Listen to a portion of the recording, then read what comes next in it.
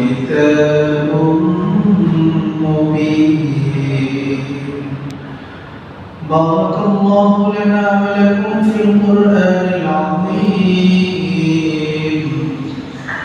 ونفعنا وإياكم بالآيات والذكر الحكيم আমাদেরকে এখানে আসার তৌফিক দান করেছেন কে? আল্লাহ।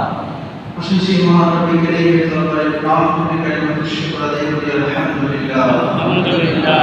সবাই রব্বানা লাকাল হামদ। রব্বানা লাকাল হামদান কাসীরান। হামদান কাসীরান।